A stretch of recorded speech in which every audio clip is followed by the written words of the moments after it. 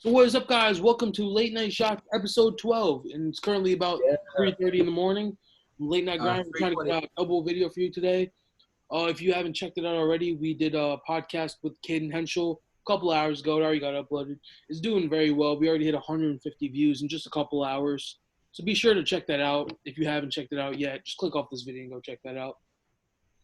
Hopefully that goes big, So the topic of tonight's discussion will be the Ohio State Buckeyes for the 2020-2021 season.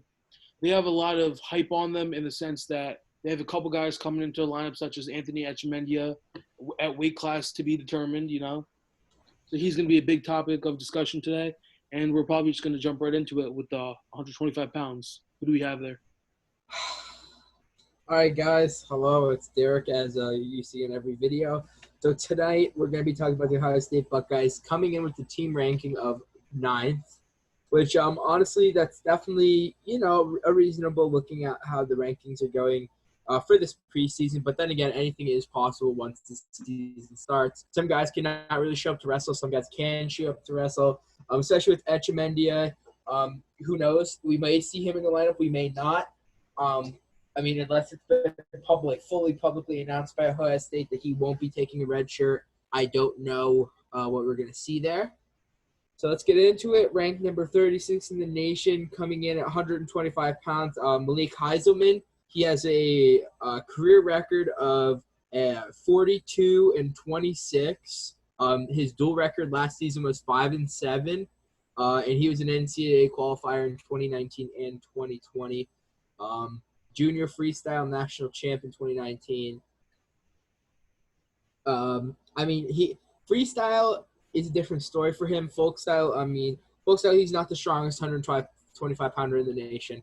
He's not somebody that you're gonna see with those big wins over top tier guys. He is somebody that's not gonna go out there and get pinned though. He is somebody who he's gonna put up a decent fight. But yeah. So what I've seen from Malik Heisman last season was probably, honestly, a little bit underwhelming, as most could say. He's ranked about 25th. A lot of people honestly expected him to go up the rankings into, the mid-teens. But then he dropped a couple bad losses, honestly, lower-ranked guys. Yeah, that's really it. Yeah. There's nothing really much to say about that. He could come back really strong this year and maybe even make to the top 10. But he's practicing with Jordan Decatur every day and guys like that. But you really never know, honestly. It could turn out just as bad. I honestly don't think he'll really be in the talk, be an All-American, or honestly even make the blood round. I think he's more of a Wrestleback 2 guy. I think he wins a match in Nationals this year. I don't think he really makes anywhere past that. Totally. So, you just mentioned him being in the room and wrestling around with our next wrestler. Coming in ranked number 48 in the nation at 133 pounds, Jordan Decatur. He is a sophomore from Akron, Ohio. And most recently, I just saw, looking at the lineup here, we actually have his younger brother, Jacob Decatur, coming in as a redshirt freshman who's going to be wrestling 125. So, that may be something we can actually see this season, Yeah, he put on a solid performance, and the coaches see a little bit more in him. Maybe even if he's equal with Malik Heisman, we might even see him in the lineup a little bit based on Heisman's consistency. Just hasn't really been up there lately. Maybe he looked like, I remember him getting injured a little bit into the season, but his performance still hasn't been the highest. If Decatur can show us some stuff, maybe he most likely red shirts, but Yeah, they haven't done right now, but I'm just very well pull it if they really need that 125 spot. Like they ended up doing with his brother, Jordan Decatur, who did end up getting his red shirt pulled. As a freshman, he ended up getting his red shirt pulled at the Arizona State duel. They weighed him in, and he did end up wrestling. And he did have a crucial win against number 15, Josh Kramer from Arizona State, to solidify that. Dude also. What'd you say? Kramer's a solid dude also. Yeah, Kramer, ranked number 15. Extremely tough, extremely consistent. Yeah. Kramer, again, these guys would be in the All-American talk between any other weight class. except for 133, where you pretty much have the solid spots. Because, again, you have to think about Stevan Micic, Sebastian Rivera, Dayton Fix, Sammy Alvarez, Roman Bravo Young, of course, Austin DeSanto, Mickey Philippi, Austin Gomez, Montori Bridges, and that's already going on 9 people who basically are top 3 level guys, you know? Like, anybody could take those top 3 spots, honestly, this year. And everybody arguing over 133-pound rankings is so irrelevant, honestly, at this point, because anybody can really take those spots. So I think it's kind of like it's not even worth it, honestly, to make the opinion. Really, the guys you can't really even look at anybody in this weight class over anybody else. Decatur is really capable of pulling an All-American spot this year, I think. Yeah, like I said, he did end up clinching that victory for them to knock off Arizona State with the 17-16 win in the duel. He had a record career season of 14-10. I mean, after getting your red shirt pulled, you know, you're not really mentally all there ready to wrestle. You know, your red shirt kind of just hanging around. He ended up going 3-7 in the dual season, 2-7 against Big Ten opponents with 4 major decisions, a tech fall, and a pin. Again, he did have some really big wins while he was in red shirt. He wrestled in a couple of tournaments in like the division against lower level opponents, and as I'm seeing here, was won almost all of them. He ended up only placing third in one of them, and the rest he completely just did great against. Of course. Again, I think Decatur's a very solid dude. He would be considered for All-American talks, but for the sheer fact that I think the top 10 guys are basically capable of winning a title, I don't think he's in that top 10 yet. I would say he's a blood round guy. He's most likely around a 16 guy, but he's still extremely solid. It's going to be – I think the top 16 guys are absolutely filthy, honestly, in this weight class. The top 8 and the bottom 8 of those have really solidified themselves. It's in different categories from each other. I think the top 8 players anybody could. I think really the bottom 8, like everybody under Mickey Philippi and Austin Gomez, are really just – it's wide open from there. I don't think he gets to the blood round yet just because of experience. A lot of these guys like Austin Gomez – Mikey Philippi have wrestled a lot longer than he has in the college scene, and they're all veterans, so they know how to handle the pressure of like getting to in those big matches, like where your career is on the line right there a lot of the time. So I think he gets to that round of 16 pretty easily, honestly, but I think he gets shut down there. And I mean, this is also a guy you could be seeing eventually end up taking a red shirt. I mean, a Olympic red shirt, because he is a 3-time Fargo freestyle national champ. That is something you're gonna have to think about, seeing him on the freestyle scene.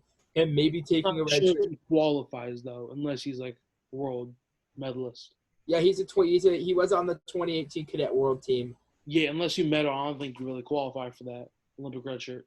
Yeah, well, it's just a couple other things. I mean, this is one of the only things I've seen. He was a 2-time Who's Number One winner. Mm-hmm. He did win Who's Number One twice. Yeah, he was insane at Who's Number One. Yeah, placed 4 times at Ironman. Was a 3-time state champ with 133-7 career record in high school. Like I said, his younger brother Jacob is going to be redshirt freshman, just coming in for this upcoming season at 125. Yeah. So. If Jacob Decatur, honestly, if he doesn't get redshirt, that could be a very strong 1-2 punch. Another brother duo that you're gonna see, such as Hayden and Trent Hidley. Yeah, I think we're gonna see a lot of those here, especially now we have Nick Lee and Joe Lee. Yeah, Nick Lee and Joe Lee is a big one, and again, Nelson Brands does get the starting spot for Iowa. That could be huge. Yeah. He put on a very strong performance too, Nelson Brands, but ultimately just couldn't keep it up. Yeah. You want to introduce our next guy at 141 pounds? Yeah, and it's actually crazy. Just sitting here kind of just looking through the lineup a little bit. We actually are going to have another set of brother duos coming in. 2 redshirt freshmen. That's just crazy. Actually, twin brothers. Yeah. At 125, both of them. That's crazy, actually. I don't think I've ever seen that before. Are you going to introduce them or like? Nah, we'll wait. All right, so ranked number 197 in the country, 141 pounds. we may be seeing Anthony Etchemendia. I mean, if you follow Flo on any social media, you've seen about Anthony Etchemendia. They did a whole Flo film on him also.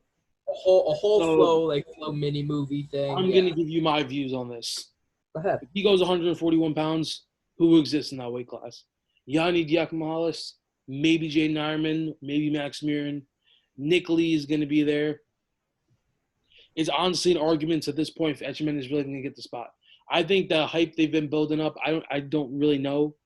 He's been able to body kids at the high school level, at Fargo and all that. You see him just completely dominate kids. I really don't know how well it's going to hold up in college at the D1 level, especially in the Big Ten Conference. I think if he does get the starting spot, he does make it to the national tournament. Do I think he gets far in that? Not necessarily. I honestly don't even think he wins the match in nationals. I think he goes 0-2. And if you don't that's not the bold statement. If you don't see him, you're going to see Dylan D'Amelio. Yeah, that's the talk they had. I really don't know. I think if D'Amelio goes, pretty much the same thing happens. I think they'd rather take the risk with the Etchemendia, though. Here we're just gonna put it out there. Just in case Ohio State has not listed their incoming freshmen on their list, but Dylan D'Amelio did wrestle 8 matches unattached with Ohio State and did go 8-0. Battled through some injuries to compete in 2 open tournaments. Do you have any names of the opponents? All I see here is he plays 5th at the Edinburgh Open. Yeah. Edinburgh Open's a decently tough tournament. Wait, it's not a slouch. How did he place 5th if he's 8-0? Somebody right here. No, actually, I don't know, man. Wait, but down here it says, all right, maybe he forfeited a match. The numbers aren't correct because down here it says 6-2. So we're gonna go with that. That sounds about. Maybe 8 matches. Yeah. Unattached. Yeah. Yeah. He plays 5th at the Edinburgh Open. That means he lost 1 match. That means he lost 2 matches at the Edinburgh Open. That's an extremely solid tournament, too. Yeah, he was a 4-time Ohio high school state champ, 208-6 high school record, including a 52-0 junior season. Yeah, no, I've heard about that. Fargo champ. Watched Ankle Wrestling's video. They talk a lot about this. He actually thinks Dylan D'Amelio is going to get the spot. Honestly, I can see that happening also. Fargo champ. He's shown more consistently that Etchemendia has shown more dominance. Yeah, not consistency. He is a 4-time Fargo finalist. He won once and 3-time runner-up. Mm-hmm. He was a cadet world team member, getting silver, and he was also a cadet Pan American. He competed in the cadet Pan American Games and also claimed silver there. So, I mean, this is definitely a guy. I mean, that would mean he does qualify for an Olympic red shirt, correct? He pulled the silver medal. Yes, I think so. I would think. I'm really not sure how Olympic red shirts is going to work getting postponed to 2021 because a lot of guys, they can't really give back red shirts because they already took one, you know what I'm saying? Guys like Dayton Fix, Nick Suriano, and all the Stevan Micic, all these Michigan guys. Michigan took a lot of red shirts hoping to come back the following year while guys – because if they came back the following year, guys like Kemmerer are gone, you know? And I do think, honestly, it was smart of Michigan to do that. Yeah. Because now we're looking at a crazy Michigan roster. Yeah, you guys will see that video coming out soon. So, again, we don't know. We're going to see either Anthony Etchemendia at 141 or Dylan D'Amelio. I think either one of them are solid 141 pounders. Yeah, 100%. I just don't think anybody right there is up there. But, I think if it comes to it, they can each win a match in nationals. I don't think Etchemendia is in the talk to be a national champ or anything like people are saying. I think if he really shocks me at the beginning of the season, he may be able to pull an All-American. But, I said the same thing about Sammy Sass coming this season, barely being an All-American. So, anything could really happen at this point. All right. That takes us now down to 149 pounds, the man you just talked about. Ranked number 4 in the nation, 149-pounder Sammy Sasso. He had a season record of 24-3. 13. We're gonna walk through that real quick. 13-1 in the duel, 9-0 in the Big Ten. And one of his losses is to Pat Lugo. right, in the Big Ten Finals. Yeah. Credible loss. That's a 1 versus 2 matchup. He won on a controversial call. The first time he lost on a controversial call, second time. Fair if you go by that. Don't say Sasso was robbed. Because Lugo, I think, was robbed the first time, When it come down to the national tournament, Lugo's a tougher wrestler. And it's his senior season, I think Lugo was going to go out there and get it done, right? Yeah. And O'Connor also comes into it. I think Sasso beats O'Connor, gets to national finals, and that happens like that. The main thing we're going to look at is some of Sasso's other losses. One of his losses is to Brayton Lee. I just don't think Brayton Lee is a good style matchup for him. So if that matchup were to go down, I think Sasso's in a little bit of danger there. He lost to Brayton Lee a couple times. I think he got teched at the junior world team trials. He was up, I think, 8-0 against Brayton Lee and Brayton Lee ended up coming back and winning 10-8, and Brayton Lee teched him the second time. And if you look at another one, who's the guy from Virginia Tech? Brett Moore from Virginia Tech. Sammy Sasso ended up getting pinned by him in the first period, which is a huge upset. Granted, the way it happened is Sammy Sasso looked like he went for a lefty duck, kind of, and really it just wasn't there, and he got clapped right to his back. And it's pretty much good night from there. So, I mean, he's shown real consistency and dominance after that, but I just don't know. He's a guy who's been able to see that as very catch and pinnable. Maybe it's just he was a freshman. He's still getting used to more of the college scene, but I really don't know if I don't think he's my pick to win for the sole reason that Jaden Ironman is coming down to the weight class. And a guy like Jared Deegan from Iowa State's a huge sleeper pick because I think, again, Jared Deegan was robbed against Pat Lugo.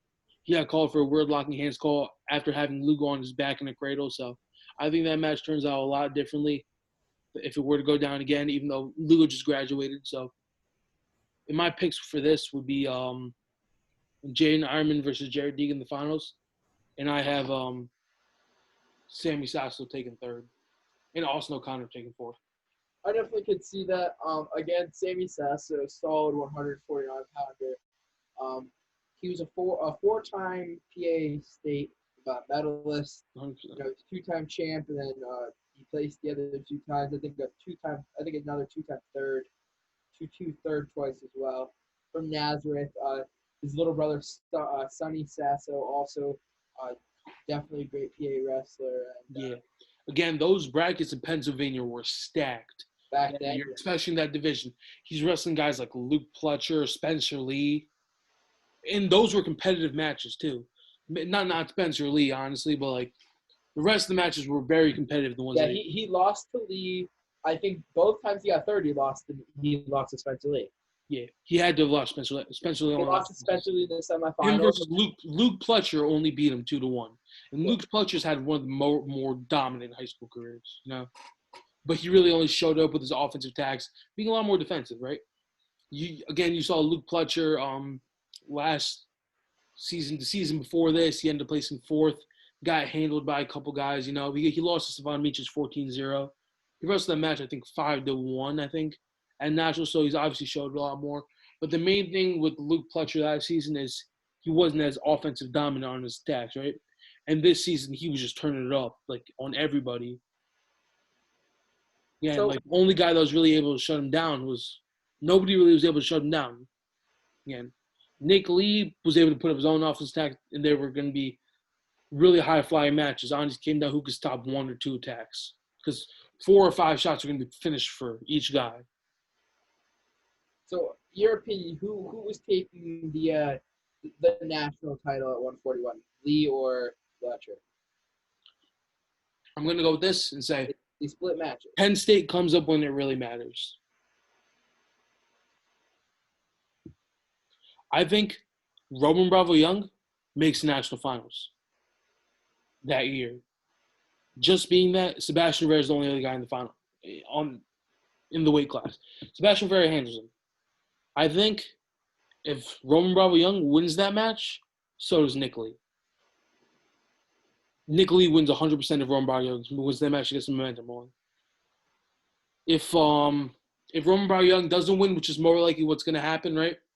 Because he got dominated 72 at Big Tens. I think then it's really a 50-50 match, Because when he has that hype going already, coaches are hyped, the whole team's hype, the whole stadium's hype for you. You have more. You're come out more hype. You're gonna come out firing on your attacks more. Yeah, neither of these guys are guys you're gonna test their conditioning, right? It's gonna come down who can get on more leg attacks, who can get in on more shots, who can finish more shots, and who can defend more shots. It's not gonna come down to playing that one takedown game. You're gonna need at least 3 to 4 takedowns to win that match. Something that I find unfortunate was you saw a lot of these Penn State wrestlers split matches this year. Yeah. You saw Marinelli and Chenzo do it. You saw Kemmer and Hall do it. You saw Lee and Fletcher do it. Like, there was definitely a lot of people that we would have loved to see the national finals. Yeah, 100%. It could have been Penn State. I'm going to say that just the match you told me. Lee, I told you the situation I did. I think Lee versus Fletcher, they're both as determined to win the title. Nick Lee did not have the greatest tournament. He was expected to place third. I think he could have made the finals. He did beat Joey McKenna in the duel, but that was now that Joey McKenna was healthy, Joey McKenna majored him, right? And then the real loss is he took a tough loss to Dom Demas, which is where Dom Demas really came on the scene, and he ended up placing fifth. A solid tournament, really, for him, but just not what he really wanted, right? The fact that he didn't get a chance last year is pretty tough. He's going to have a chance this year, but he has Yanni Diakomahalis in his weight class. I think it's very possible that he beats him, but it's a lot easier said than done against him. He's high-firing, which is going to help him, but so is Yanni's defense very good. And now that we talk about the other matches, Chenzo versus Marinelli. Chenzo's 0-3 against Marinelli. Has lucked out based on what's happened, right? What I'm going to say is that national final does not happen. No? For the sole fact that Shane Griffith was the 3 seed, and rightfully so. He hasn't wrestled Marinelli or Chenzo. They have no reason to see him above him, right? But Shane Griffith was 29-0 coming to nationals as a 3 seed. I've seen Shane Griffith wrestle. I think Shane Griffith majors or pins Alex Marinelli, and I'm going to stick to that. It might change next year based on how they're both wrestling. I think Marinelli's wrestling a little too reckless on a guy like Chenzo. It works. On a guy like Griffith, I don't think it will. A guy like Griffith has the length and knows how to convert upper body into leg attacks, and he finishes very well. Griffith was a 3-time state champ from Bergen Catholic, and he wrestled at Stanford, for y'all who don't know. I think Shane Griffith will take out Alex Marinelli to the finals, where he will wrestle Vincenzo Joseph. I think this match, Vincenzo Joseph does well against guys of a long, lean body type, because Shane Griffith is more a wrestler like cradles, hard leg attacks to like he'll leg hook finishes, same as Evan Wick does from Wisconsin. And Vincenzo Joseph majored Evan Wick 8-0. So I think it's a pretty dominant match for Chenzo in that sense, and he can cap off his career with a 3rd national title. Obviously, he's going to have more incentive to win that title because of that huge upset the year before, right? He's never going to be a 4-timer. You just don't want to be that guy who wins twice and loses the next 2 years, you know? Because you just seem like a bust at that point, even though you're still a 2-time national champ. So I think he has extra incentive to get that match done, and he wins it. And then now that we're going to talk about Hall and Kemmer, this is more of an interesting one. Mark Hall obviously won the national title as a freshman, right? He ended up losing to Zahid Valencia 2 years in a row. Now that he finally has a chance without Zahid Valencia, Zahid bumped up 24. Zahid got DQ'd because of, what he did. Now that Hall is at 74, Hall was basically untested for most of the season. He just looked like he was having more fun in his matches, which is good to see, right? A guy loosening up and having fun. If you saw that match against Hall and Kemmer, it looked like Kemmer had a 6-4 match with Mikey Labriola, I think it was, where Mark Hall, I think, pinned him, right?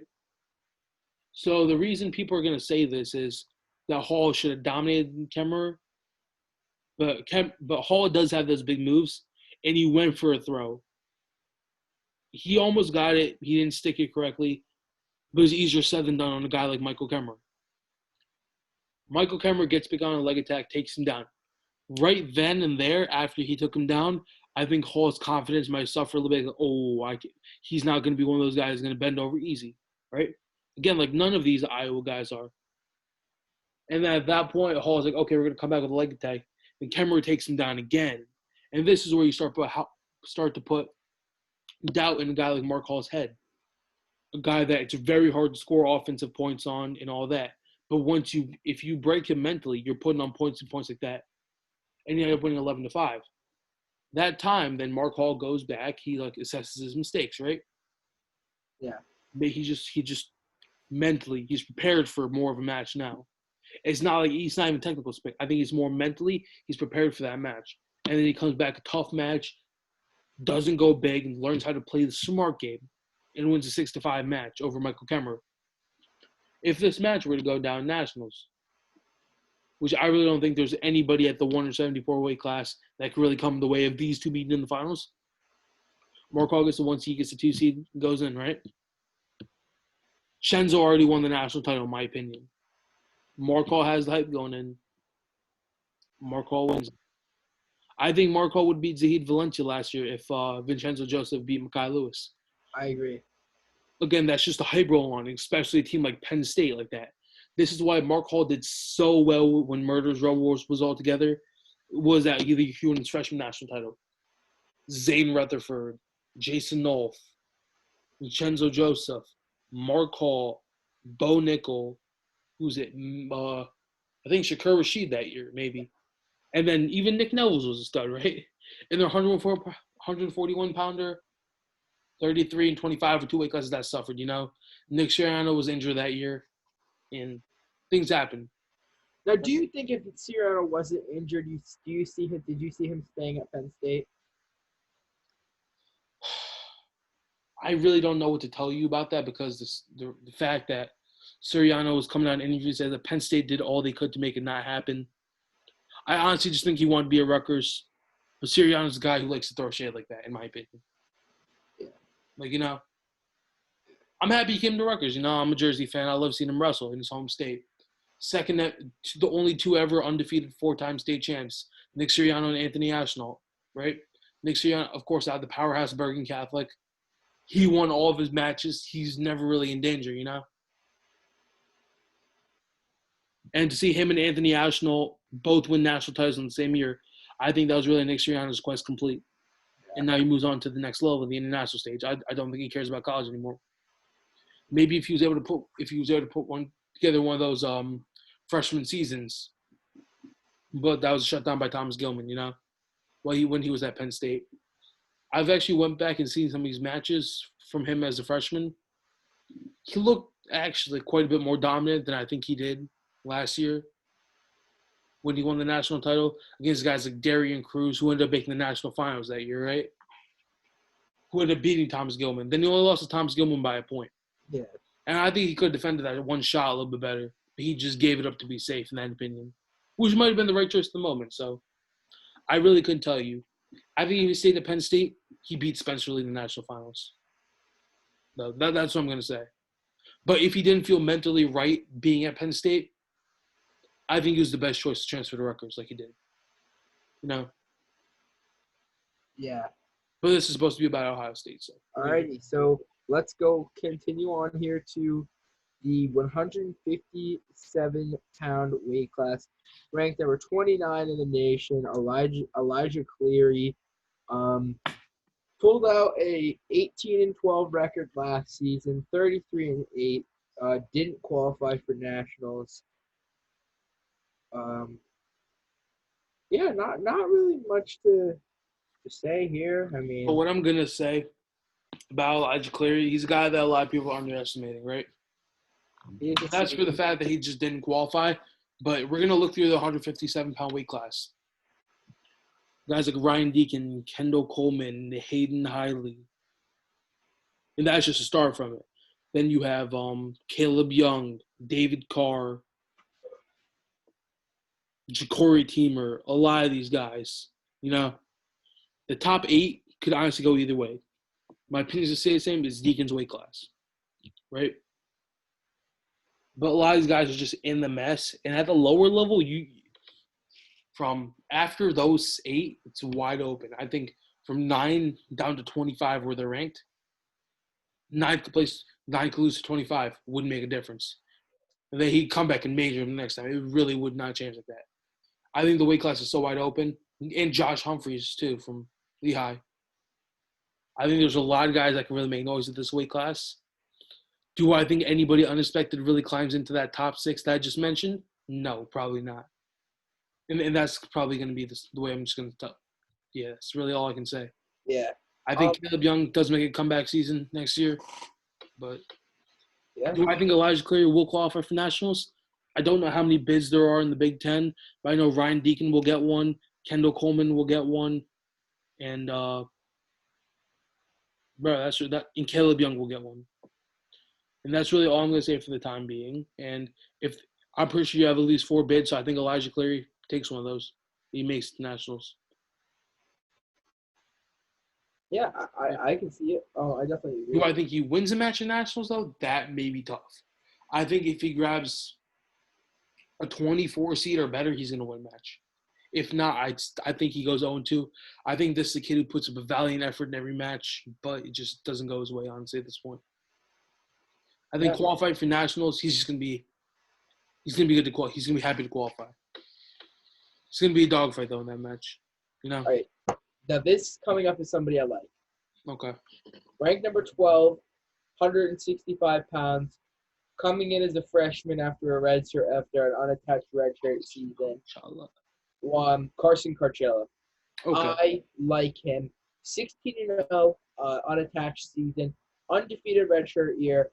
He won the Michigan State Open, the Edinburgh Open, the Ohio Intercollegiate Open, the Storm Open, and the Purple Raider Open. He had. What I'm going to say is he's going to be a bright point.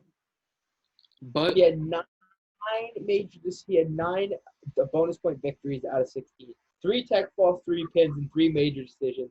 And he knocked off 2 top 25 opponents. One being number 20, Torrey Keller from Buffalo with a tech fall, and then he pinned the 24th ranked wrestler, which it doesn't say a name. But he was ranked National Wrestler of the Year by Intermat for 2018 and 2019, and was a two-time state Ohio State champ. So what I'm going to say here is I think Carson Kershaw goes top 8 in All-Americans. 100%. He's definitely one of the brightest freshman spots, but I don't think he wins any titles. I don't think he makes any of the finals. In the Big Ten, Alex Romero versus Evan Wick is going to go down. That match go either way. It's been very close every time. Marinelli doesn't do the best with long, lanky guys, you know? And in Nationals, you, of course, have Mekhi Lewis, Alex Marinelli, Evan Wick, and Shane Griffith.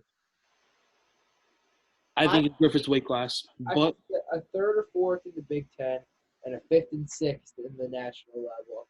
What I'm going to say is I think he does guaranteed, for the most part, will go 3rd at Big Tens. I think he can go anywhere from 5th to 8th. Yeah.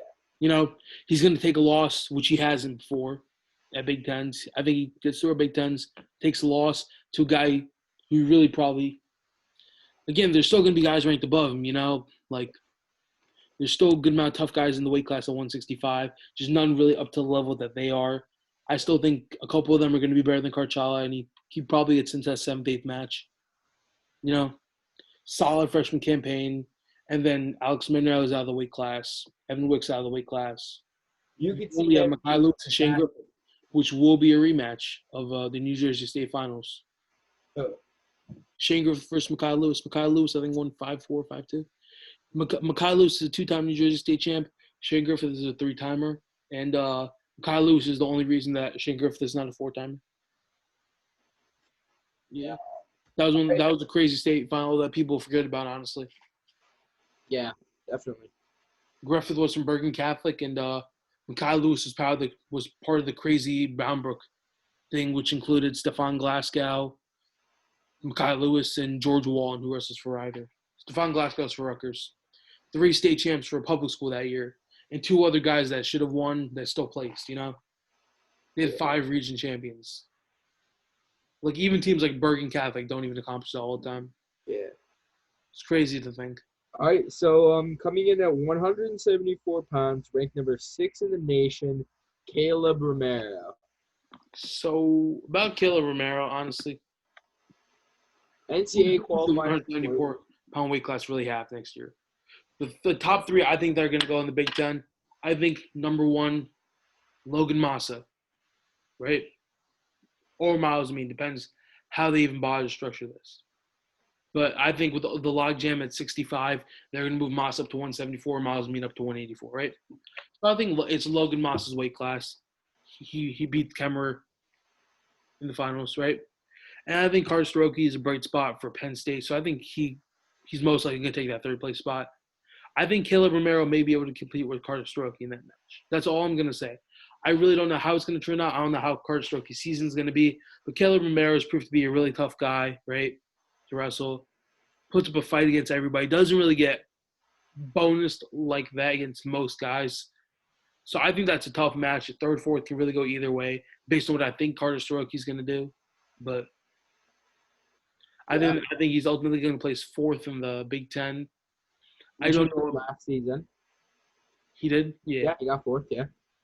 He is a black shirt, another one of these black shirt recipients from Ohio State. Yeah, but the main reason I'm going to say he places fourth again is because, again, you got Karstoki coming back into the field, coming from a red shirt into the field. And, again, you have a guy like Logan Moss, who's a veteran in the weight class, knocking off guys like Evan Wick, Alex Marinelli, pretty handily at that, you know? I do not think he's going to make the All-American. I think his toughness is all the way up there to the All-American level. I don't think his technique really is. I think he's a blood round guy. Yeah. I think he very well could pull it and get into the top 8. He could, yeah. A couple good matches where he's on and somebody's off, and you can see him in the 7th and 8th place match. As we went over the draws yesterday, like a lot of things can change. Like a lot of interesting guys can make it. Yeah, I mean, he amassed 10 wins over – he had amassed 10 wins over nationally ranked opponents, including 5 against the top 12.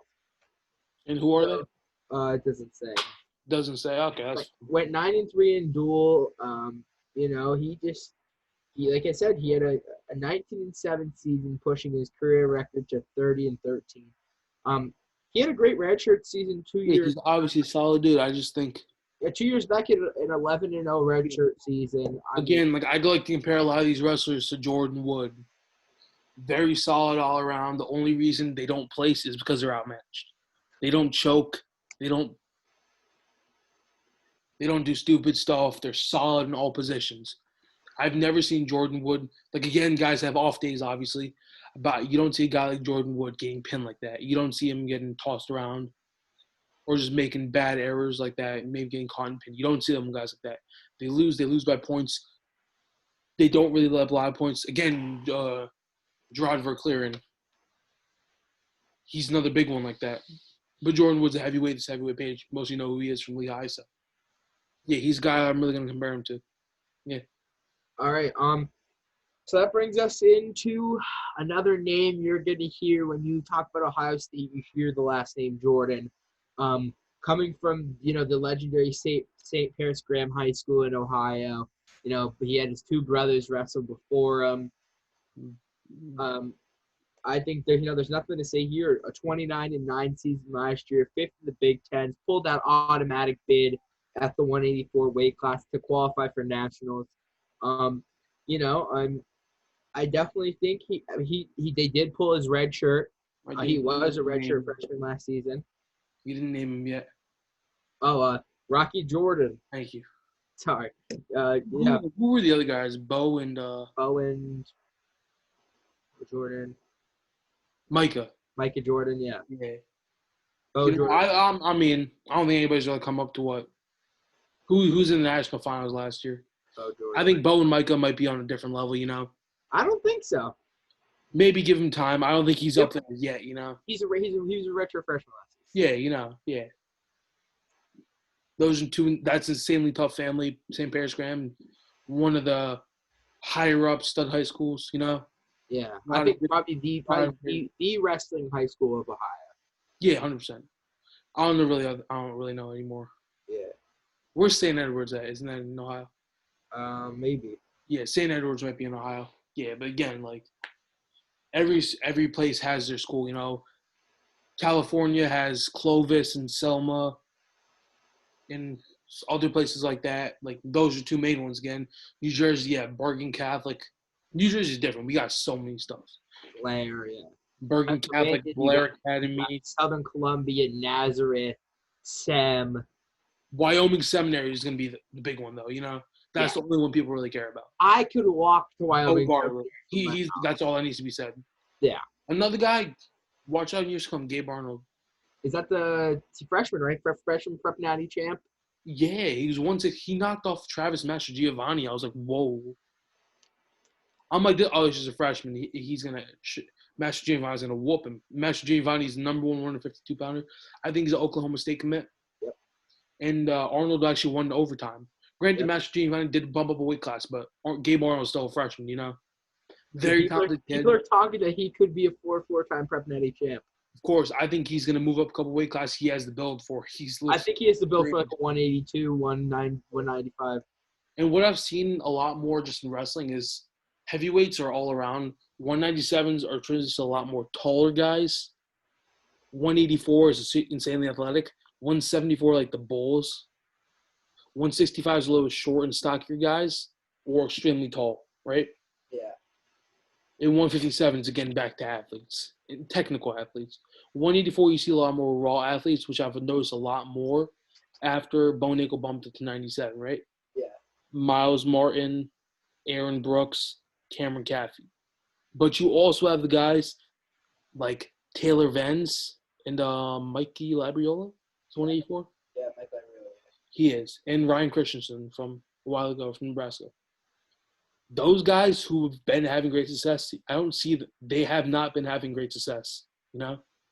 Yeah. But I think one guy who could come back at that weight class, Miles Mean. He's a guy who's insanely tough to wrestle. What I've seen on Miles Mean, athleticism does not beat him, which is the crazy part. Like it does against guys like Taylor Vance when Aaron Brooks pinned him, you know? At the Big Ten, which is one of the craziest matches. Go down this season again. A lot of these aren't talked about because people only like seeing these top guys get upset. A guy like Aaron Brooks doing that well in his freshman campaign, it sucks that because, like, who knows? Maybe if Aaron Brooks doesn't get his record pulled, you know, because nobody really saw anything coming at this point.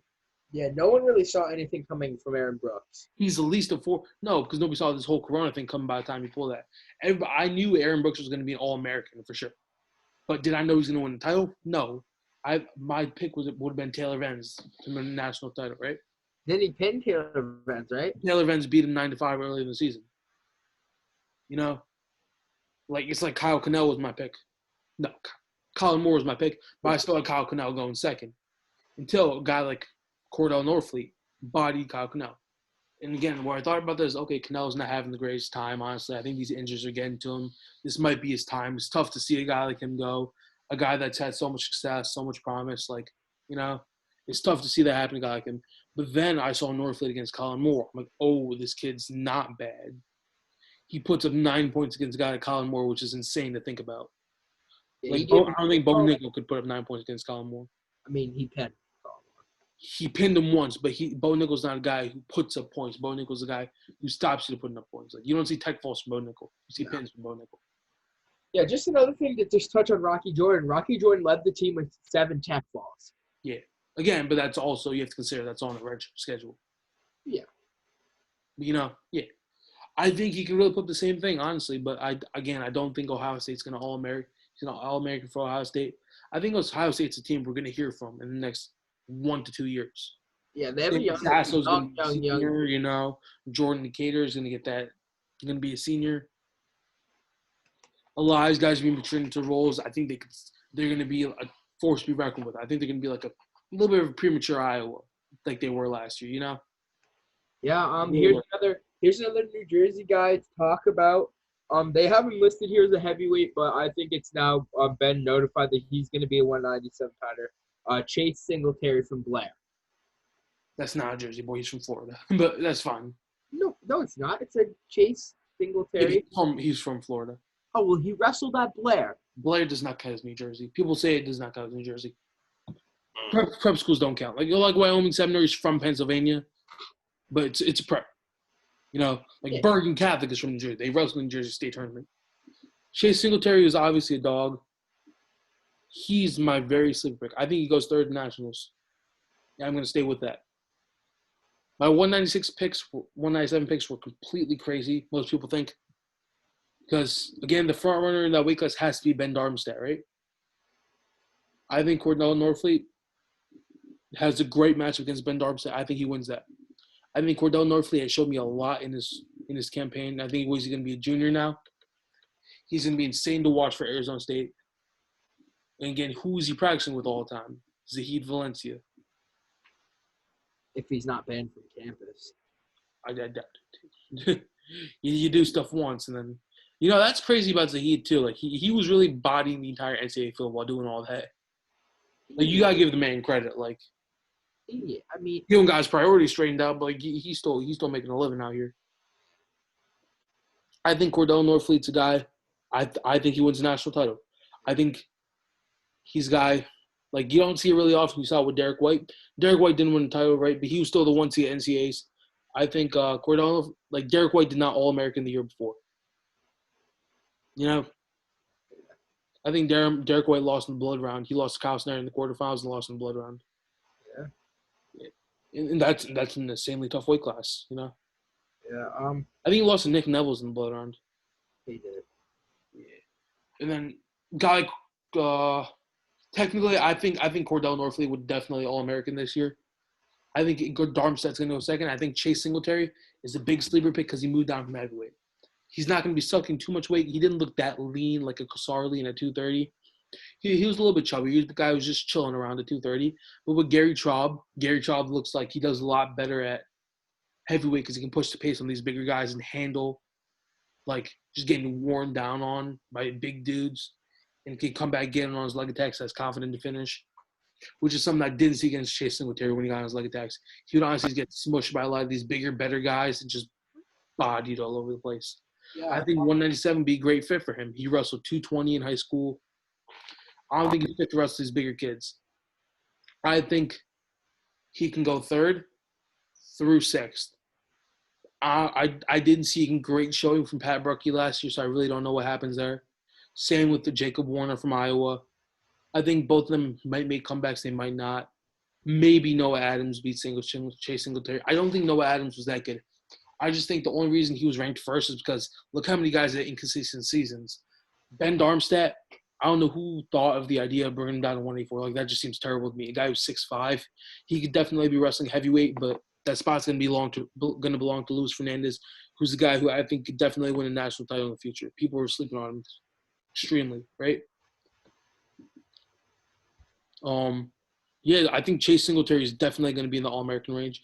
He's going to be a big guy that can impact the team score. If he can win those 2 extra matches, and he could put up bonus points too. Like, he can get in the volume of attacks. The conditioning was never an issue for him. So yeah. All right, that takes us to heavyweight, which I think this is a toss-up here. We have quite a lot of guys. Ohio State right now on the roster has 5 guys listed at heavyweight. A couple of them we could pick off that we won't see wrestle this upcoming season. So I'm just gonna bring it down to between 3 people. Just list all 5 for me. All right, list all. Oh yeah, here. I'll list off all 5 for you. We have Tate Orndorff. Okay. Gary Traub. Mm-hmm. Nicholas Boykin, redshirt freshman. Okay. They have Gavin Hoffman, a sophomore. Gavin Hoffman's legit. Yeah. And then, and they kind of chasing with their heavyweight. Okay. So I think Gavin Hoffman's very good. He's up there. He's not a competition for the spot, though. I think the front runner is going to have to be Gary Traub. People say it's Tate Orndorff because he plays higher at NCAA. He had a higher ranking going into NCAAs. Okay. But if you look at it the way most people would, that I'm going to look at it. Tate Orndorff's a more bigger, stronger guy than Gary Traub. He got the number 2 ranking last season until he took string of losses, right? He had some good wins over Demetrius Thomas from Pitt and Jordan Wood from Lehigh. The main flaw we saw in his whole career was his conditioning. What does Gary Traub do the best? Wear guys down, take advantage when they're wore down, pour on points. I think this match is not going to be as close as people think unless Tate Orndorff can go for a throw and pin him, which I doubt that's going to get him the spot, right? Because you need to be consistent with that. That's not going to happen consistently against a guy like Gary Traub. A guy like Gary Traub can also go big in those final seconds. You gas. You're just trying to lean on him, trying to carry it out and get thrown. I think Gary Traub is going to beat Tate Orndorff by a major decision probably in the wrestle-off. We won't know because they don't publicize that stuff anymore, right?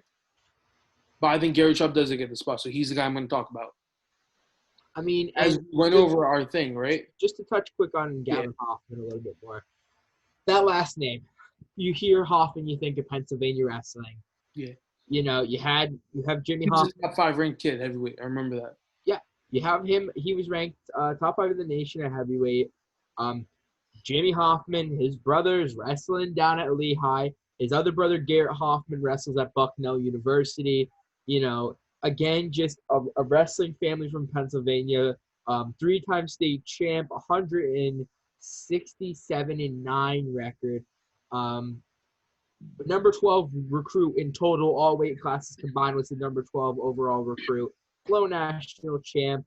That was an insane heavyweight recruiting weight class too. Yeah, he had an insane. We're a weight class where 3 heavyweights are in the top 10. Yeah, who was it? It was him. Colton Schultz was the number 1 heavyweight, but Kirk was the number 1 recruit, which didn't make sense to me. Yeah, still crazy. No, wait, no. I think Braxton Amos was in that weight class too. He was a sophomore. He's a sophomore now. Yeah, I don't think Richard. Yeah, he did.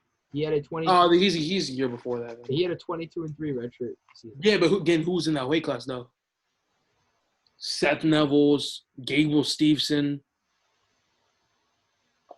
Colton Schultz was still up there. Yeah.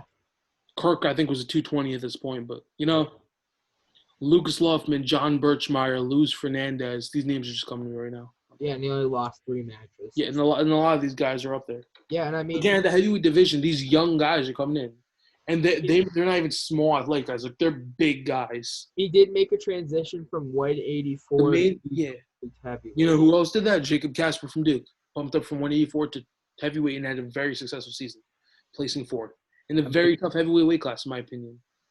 We'll have more seen in the heavyweight weight class, but people are saying it's evolving to small guys. No, it's basically already evolved past. What it evolved from was the bigger 6'5" behemoths, right? Not even 6'5", like 6'2", 6'3". Now we see more GMOs and stuff. Human height is evolving, right? The bigger guys are going to succeed, right? It's about being as athletic as you can while being big. A guy like Gary Chubb, I don't think is going to succeed like that. Yeah. I hate to say it. I think he's definitely talented to make the round 16, but we know where we had him falling. We're not going to say that. You got to go watch the video to find out. But then we have to talk about Tate Orndorff. No, we don't. Do we? Fine. I think Tate Orndorff, the exact same thing happens. But I think Tate Orndorff makes it a little bit further than Gary Chubb. Just for the sole fact that there's a lot of big guys in the field, right? Yeah. What I'm going to say is when heavyweight is evolved, it already evolved to the skinny guys. The skinny guys are where evolved to – Kyle Snyder, you can't say it's evolving to skinny guys with Kyle Snyder. Kyle Snyder is just a genetic talent. Kyle Snyder's everybody, no matter how much he weighed.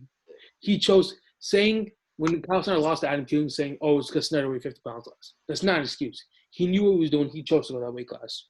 Yeah, he could have cut to 97. That's not an excuse. Weight is not an excuse at the college level. No. But, like, if you're in high school and a 220 bumps up to heavyweight, voluntarily. If your coach throws you out there against a heavyweight and you get whooped, you still shouldn't make excuses about it, but it's like. You're giving up 65 pounds. Yeah, but if you're 220 voluntarily bumps up to heavyweight, no, you're not allowed to make excuses about that if you lose. Like, know what you're doing. Yeah, and I mean, he's 16-3 this season against Division I opponents. Against guys who not. So let me talk about some other guys. Like, guys like you do see falling in the steps.